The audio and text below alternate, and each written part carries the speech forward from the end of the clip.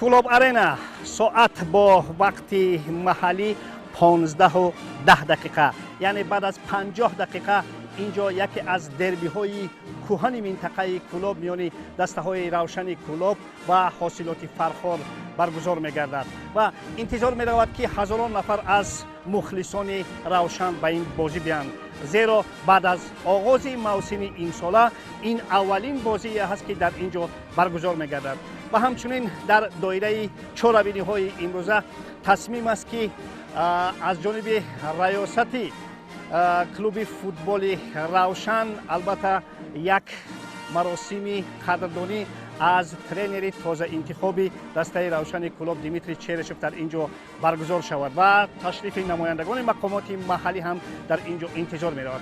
خلاص زیاد از این انتظار هستیم که البته از ناحیه فرخار هم مخلصان زیادی برای دستگیری دسته حاصلات خواهند آمد. یعنی انتظار می رود که یک توی کلان فوتبالی این شام در کلوب آرینا برگزار گردد و مطمئن هستیم که دو دسته برای ما یک بازی خیلی جالب را نشان خواهند داد. با ما باشید.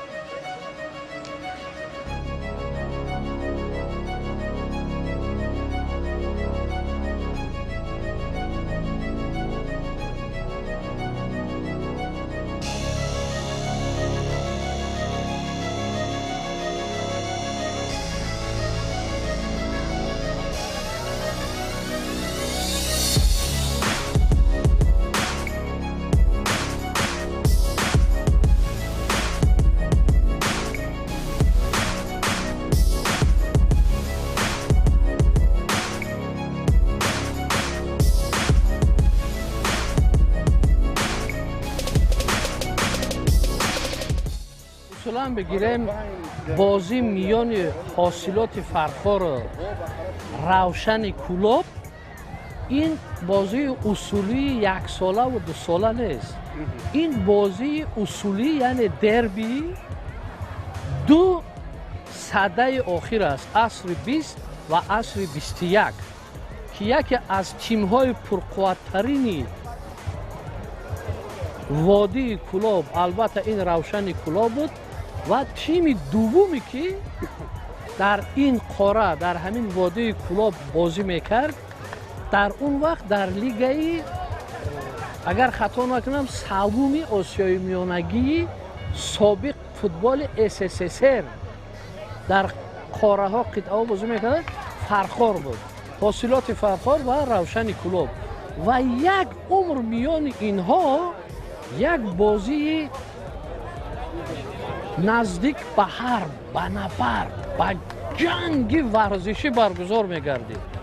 تمامی کلابی ها مردان فرخاری را که در سالهای 70 میبازید نک در خاطر دارند و تمامی فرخاری هایی که امروز هستند سال دیده ها و سال خورده ها والری تورسونوف را که در هیئت روشن کلوب میبازید نیز در خاطر دارند.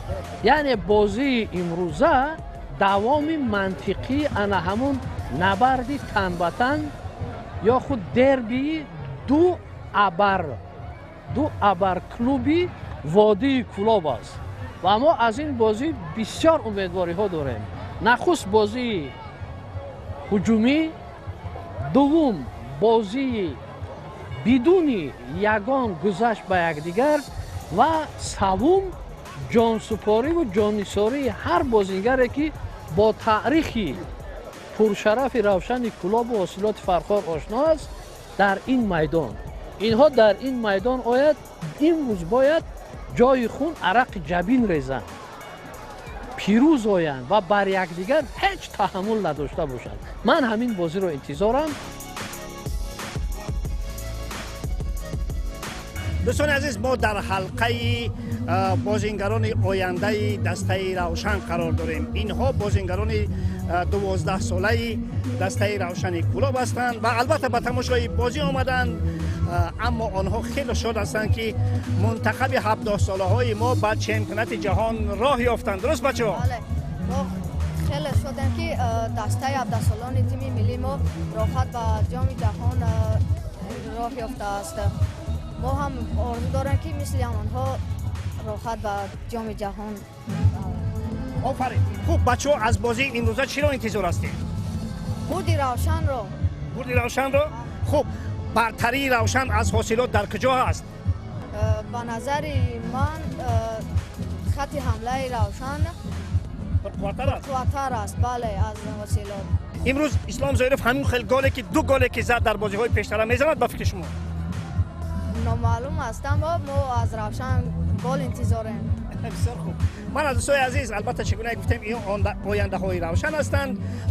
البته از بازی ها امید زیاد دارند اما مهم از همه که آنها آرزو دارند که مثل بچه های 17 ساله ما یک روز بعد چمپیونات جهان را خط بگیرن. برای شما بچه ها موفقیت.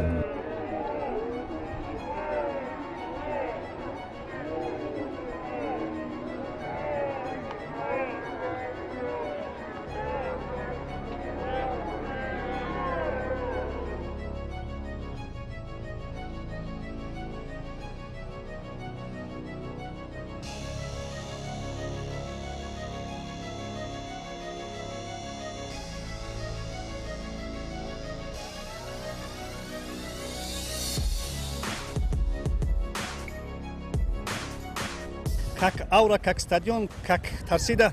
Благодарю за приглашение, это в первую очередь. Второе, великолепно, особенно это была первая встреча, первые тренировки, когда пришло порядка 200-500 болельщиков, которые хлопали, поддерживали ребят. Наверняка и ребятам тоже было приятно это все видеть. Но теперь мы должны своим делом доказать, что мы приехали сюда не зря. Я знаю, что в жизни вашей вообще тренерской, футбольной вообще-то дерби много, но про дерби Куляб вы знали? Посилот, Куляб, Равшан, Посилот вообще. Ну, я слышал про это, то есть все равно даже, допустим, в Худжанте там тоже есть команда и Старавшан, по-моему, или еще какая-то, у которой есть дерби. Yeah. Здесь Хосилот, значит, мы должны поменять здесь стереотип немножко, чтобы болельщик понимал, что сюда команда, когда возвращается из Душанбе после тренировочного процесса, она приезжает сюда не только показать характер, но и показать любовь к команде, клубу и ко всему. Поэтому мы приучаем ребят, чтобы они отдавались полностью. Тренировочный процесс заставляет их отдаваться на тренировках на все 100%. И я думаю, что мы постараемся, чтобы болельщик, наш болельщик полюбил нашу команду. Как поле, как газон? Ну, хотелось бы, конечно, еще лучше, но я думаю, что к следующей игре, когда мы будем играть в домашних стенах, будет еще лучше. Во-первых, нужно прокатить его немножечко каточком, это раз, и травку немножко все-таки полить, постричь. Благодарю сегодня Боженьку за то, что он все-таки перед игрой полил поле, дал нам немножко правильной игры, для правильной игры, потому что все-таки наша команда играет с мячом и быстрый футбол. Я думаю, что вот этот дождь и быстрая травка, она поможет нам в игровых действиях. Давайте о сопернике. Последние две игры Осилот показал, что они умеют играть с такими соперниками, как Раушан, как Истиклол. Ну, а Ислам Зуиров вообще показал класс, как будете построиться. Ну, во-первых, мы просмотрели, проанализировали, в какой футбол играет команда, это раз. Во-вторых, сыграть ничью против Вахши и Стеклола это дорогого стоит для этой команды. Она играла в очень такой интересный футбол, плюс 7-й номер, который у них очень опасен со своими длинными ударами, плюс через себя он с углового забил великолепный гол со Стеклолом, когда они сыграли в ничью. Поэтому постараемся уделить внимание, не потерять их атакующие звенья, чтобы они меньше создавали опасных моментов около наших ворот, строго сыграть в обороне, как это говорится, ну и самое главное, разнообразно сыграть в атаке. Против Ислама Зуирова персонально кто-нибудь будет играть или вообще будете свою игру играть? Давайте мы будем навязывать свою игру, чтобы соперник подстраивался уже под нас и боялся нас. 100% انشالله امروز یک بازی خوب در این هوای خوب، مردم خوب. تبریک میگم به مردم خوب کولاب که تونستند امروز بازی تیمشون و همچنین تیم حاصلات فرخا را از نزدیک تماشا کنند. من ندونم که شما درباره دربی منطقه کولاب خوب میدونید، چون البته در سابق هم این بازی خودی ها را بازی شهریان را به قدری که میدونید. خب از این دربی چیه انتظار شده ممکن؟ خب دربی همیشه حساسیت ها و اهمیت خودش رو داره. به هر حال یک تصویر زیبایی از یک فوتبال رو به خاطر اینکه دو تا تیم حساسیت به خرج میدن، ولیکن من مربی تمرکزم بیشتر روی بازی هست. حساسیت ها از بیرون هست، این چیز نرمال طبیعیه. ما هم سعی میکنیم دربی امروز یک دربی به معنای واقعی خوب باشد. خب اسلام ظاهروف در هیئت هستند.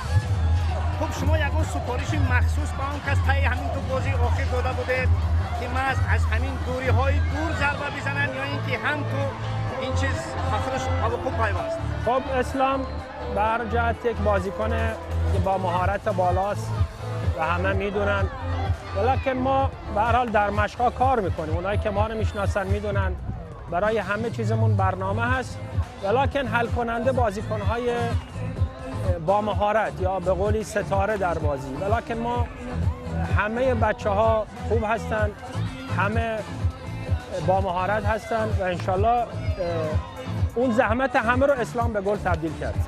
در کلوب آرینا مقابلی روشن و زیاده از این در حضور اینقدر مخلصان همیشگی و زیاد بازی کردن مشکل است.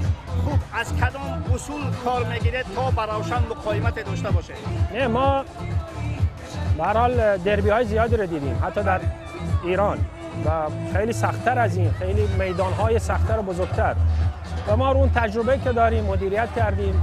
خب قبلا من اینجا بودم، با تیم حاصلات اومدم، با تیم کلوپ مرکزی ورزش ارتش بودم، تونستیم نتایجی هم بگیریم و ضمن اینکه تمام این بچه‌ها که الان هستن یا بچه‌ها که الان در حال حاضر یا در تیم روشن بازی کردن، این جو رو میشناسن، یا روبروی این تیم با تیم‌های دیگه اومدن و زیاد سخت نیست.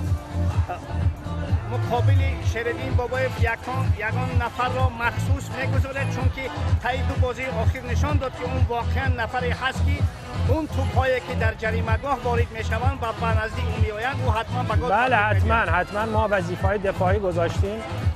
تیم ما هم در فاز دفاع هم حمله ما کار کردیم، دفاعی را بیشتر چون در زمین حریف هستیم، ولیکن نیم نگاهی هم داریم به بعضی بازیکن‌هاشون، تک ستارن، حل کنندن یا به قول تارگتمنن، بازیکن‌های هدف. بله برنامه هست.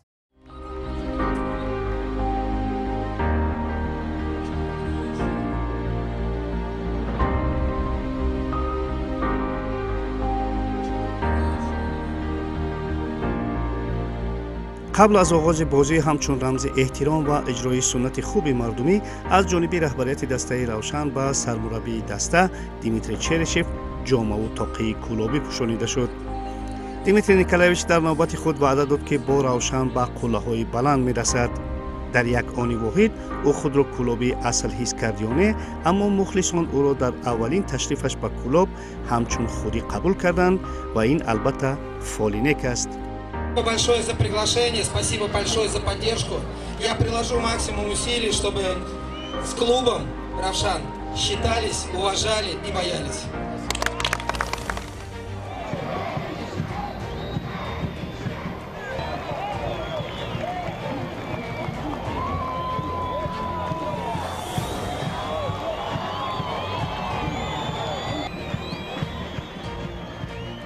با نظرداشت آنکه بازی در این موسم اولین بازی خانگی دسته روشن محسوب می‌یافت، سرود ملی صدا داده در کلوب آرینا پرچم پرافشانی کرده شد.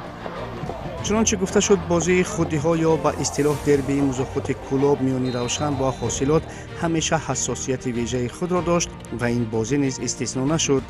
از دقیقه‌های اول کلوبی‌ها نشان دادند که در خانه خوجین کیست. حمله های برقوار آنها خط حمایه دسته امین سبحانی را سخت به تشویش می آورد، اما تا بالاتر از دقیقه دهم آنها با این فشار مقاومت کرده توانستند و بس.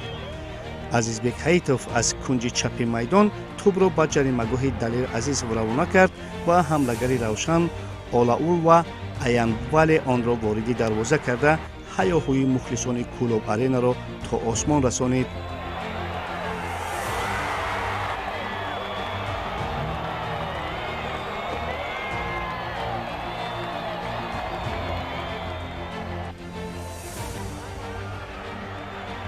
البته شماره مخلصان روشن 10 مراتب زیادتر از آن گروه مخلصان فرخوری بود که با دستگیری حاصلات آمده بودند، اما گاهگاه صدای آنها نیز شنیده میشد. اما این دستگیری ها به حاصلات کم کمک میکردند. روشن باشد فشار را سر مهمانان زیاد میکرد و در دقیقه 35 دیدار عزیزبک حییتوف بعد اجرای پس گل‌آور اکنون گل را به نام خود ثبت نمود.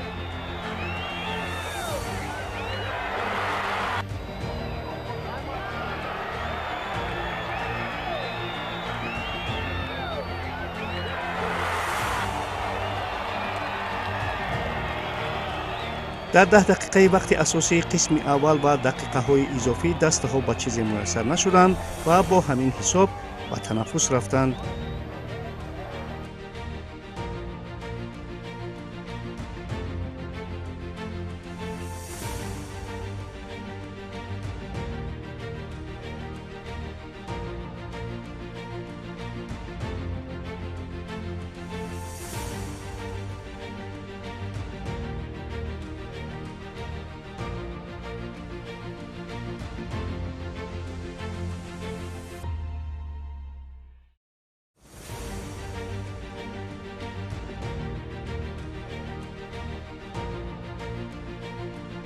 در قسم یکم مؤلف گل اول اولاول و یانوالی اندک آسیب برداشت و چرشف او را در قسمت دوم عوض نمود.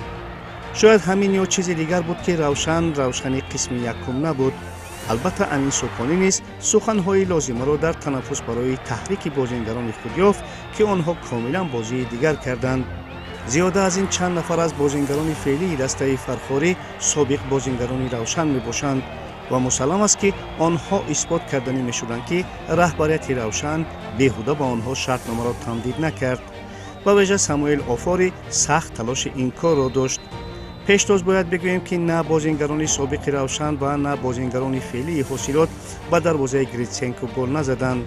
در یک هجوم از قنات چپ عیناً همان جایی که روشن گل یکمی خود را زد، بازیگر حاصلات توپ را به جریمه‌گاه دسته روشن روان کرد و محافظتگر روشن آودری زاپتا آن را به دروازه گریتسنکو وارد کرد. خود گل زاپتا حاصلات را به بازی برگردانید. شاید همین باوری بود که آنها از هر دو جانب هجوم‌های خود را زیاد کردند. روشن نیست در جواب هجوم‌های خود را تقویت داد و احتمال برابرکنی حساب از جانب حاصلات و زیاد کردن حساب از جانب روشن برابر بود. مخلصان دسته حاصلات انتظار ضربه اسلام ظاهر بودند که مثل دو گل زده در دورهای پیشین حاصلات را از باخت می‌رهاند. مخلصان روشن باشند تا آخرین دقیقه های بازی منتظر بودند که شریدین بابایف با گل های خود می‌افزاید. اما اولین دربی امساله منطقه کلاب محض با همین حساب و مؤلفی دیگران انجام شد. روشن 3 امتیاز نوبتی را به دست آورد، اما ناکامی های حاصلات ادامه کرد. اکنون با 10 امتیاز در قطار سگانه بهترین ها موقعش را استوار میکند. گل را از سایت دسته روشن امروز به ثمر رسانیدن اولاولو و ایانوالی و عزیزبک حییتوف. گل دیگر باشد آودری زاپتا دفاعگر دسته روشن. ما اومدیم که همین روشن کلوب رو چمپیون کنیم، حرکت کردیم که با چمپیونی بریم. دیگه بازی همه فکر ما فقط غلبه ده، تمام دیگه هیچی نه مساوی نه با فکر او را نه، فقط غلبه میکنیم.